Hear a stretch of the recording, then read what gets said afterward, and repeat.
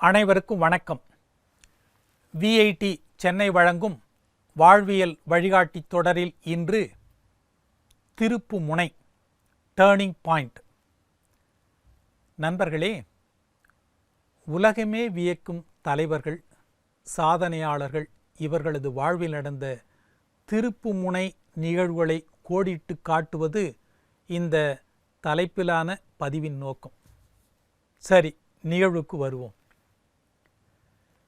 விநாயகர் சதுர்த்தி அன்று பூஜைகள் செய்து பிரசாதங்கள் வழங்குவது விருதுப்பட்டி என்ற ஊரின் பிடியரிசி பள்ளி என்பது ஒரு பள்ளி. விருதுப்பட்டி பிடியரிசி பள்ளியினுடைய வழக்கம். அதற்காக ஒவ்வொரு மாணவனிடமிருந்தும் 1.5 அணா காசு, அந்த கால கணக்கு 1.5 அணா காசு வசூல் செய்யப்பட்டது. பூஜை முடிந்ததும் பொரிகடலை, பழங்கள், தேங்காய், பேரிக்காய் போன்றவற்றையெல்லாம் சேர்த்து ஒரு தின்பண்டமாக வழங்கப்படுவது உண்டு. எல்லா மாணவர்களும் அதனை வாங்குவதற்காக முண்டியடித்து கொண்டு நின்றனர். ஆனால் ஒரு சிறுவன், அந்த சிறுவன் மட்டும் சற்று விலகி தனித்து நின்றான். அவன் ஒதுங்கி நின்றதை கவனித்த ஆசிரியர் கடைசியில் மீதி இருந்ததை வழித்து அவனிடம் கொடுத்தார். அதை அந்த சிறுவன் வீட்டிற்கு எடுத்து சென்று தனது பாட்டியிடம் கொடுத்தான். பாட்டியோ தனது பேரன் பிழைக்க தெரியாதவனாக இருக்கிறானே என சற்று கோபமடைந்து, மற்ற பிள்ளைகள் போல்தானே நீயும் காசு கொடுத்தாய், ஆனால் கொஞ்சமாக வாங்கி வந்திருக்கிறாயே என்று செல்லமாக கடிந்து கொண்டார். ஆனால் அந்த சிறுவனோ, பாட்டி, ஆசிரியர் நினைத்திருந்தால் கூட்டத்தை ஒழுங்குபடுத்தி எல்லோருக்கும் சமமாக பங்கிட்டு இருக்கலாம் என்று அந்த சிறுவன் கூறினான். சிறு வயதிலேயே சமத்துவத்தை விரும்பிய அந்த சிறுவன்தான் பிற்காலத்தில் 9 ஆண்டு காலம் தமிழகத்தின் முதல்வராக இருந்தவரும் கருப்பு காந்தி என்று மக்களால் புகழப்பட்டவருமான கர்மவீரர் காமராஜர். வேலாயுதம் வாத்தியாரின் திண்ணைப்பள்ளியில் தொடங்கிய காமராஜரின் படிப்பு பிடியரிசி பள்ளியில் 6ஆம் வகுப்புடன் முடிந்து போனது.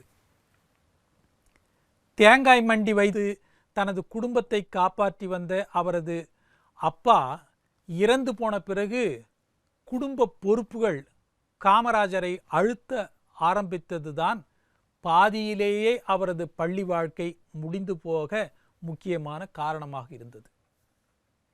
அதன் பிறகு தனது மாமாவின் ஜவுளிக்கடையில் வேலை பார்த்து வந்த காமராஜர் தலைவர்களின் சொற்பொழிவுகளை கேட்பதற்கு சாப்பாடு தண்ணி கூட இல்லாமல் பல மைல் தூரம் நடந்தே போய்விடுவாராம்.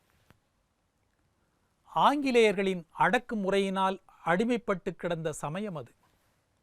மகாத்மா காந்தியின் தலைமையில் பாரத தேசம் முழுமைக்கும் பற்றி எரிந்த சுதந்திர தீ விருதுநகரிலும் ஒளி வீசியது. காமராஜருக்கு பள்ளி பிடித்தமானதாக இல்லை. அவரது பகுதியில் ஒலிபெருக்கியில் கசிந்து கொண்டிருந்த டாக்டர் வரதராஜலு, திருவிகா, சத்தியமூர்த்தி போன்ற தலைவர்களின் குரல்களுக்கு தன்னை பறிகொடுத்த பெருந்தலைவருக்குள் நாட்டுப்பற்று ஊறி திளைக்க தொடங்கியது. ஒருமுறை ஜார்ஜ் ஜோசப் விருதுநகருக்கு பேச வந்திருந்தார். சுதந்திர உணர்வினை அள்ளி தெளிக்கும் அவரது பேச்சில் நனைய மக்கள் பல கிராமங்களிலிருந்தும் வண்டி கட்டி கொண்டு வந்திருந்தனர்.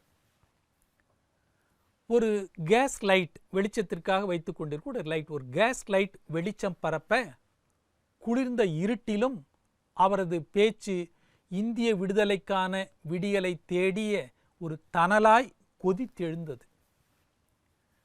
வரி பிசகாமல் கேட்டுக்கொண்டிருந்த காமராஜர் கூட்டத்தில் சிறு சலசலப்பு கேட்டதும் நிதானத்திற்கு வந்தார்.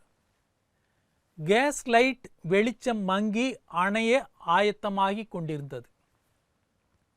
எல்லோரும் விளக்கு அணையப் போகிறது என்று பேசிக் கொண்டிருந்தார்களே ஒழிய யாரும் போய் அதை சரியாக எரிய வைக்க முயற்சிக்கவில்லை. ஆனால் சின்னஞ்சிறு சிறுவனான காமராஜர் மேடைக்கு ஓடிப்போய் அந்த கேஸ் லைட்டின் எண்ணெய் துவாரத்திலிருந்த அடைப்பை சரி செய்து பிரகாசமாக எரியவிட்டார். அன்றிலிருந்து காங்கிரஸ் பேரியக்க தலைவர்களின் ஆத்மார்த்தமான ஒரு நபராக அடையாளம் காணப்பட்ட காமராஜர் தலைவர் சத்தியமூர்த்தியின் பாசத்திற்குரிய தொண்டனாக பரிணமிக்க துவங்கினார். வெறும் பார்வையாளனாக மட்டுமில்லாமல் பங்கேற்பாளனாகவும் இருந்த காமராஜரின் தோள்களை சத்தியமூர்த்தியின் கைகள் பற்றி கொண்ட அந்த ஒரு மாலை நேரம்தான் உலக அரசியலில் கிங் மேக்கராக ஜொலிக்க கருப்பு காந்திக்கு, அதாவது காமராஜருக்கு திருப்பு முனையாக அமைந்தது. நம்முடைய வாழ்விலும் இது போன்ற திருப்பு முனைகள் இருக்கும் அல்லது வரும் காலத்தில் அமையும். மீண்டும் நாளை சந்திப்போம்.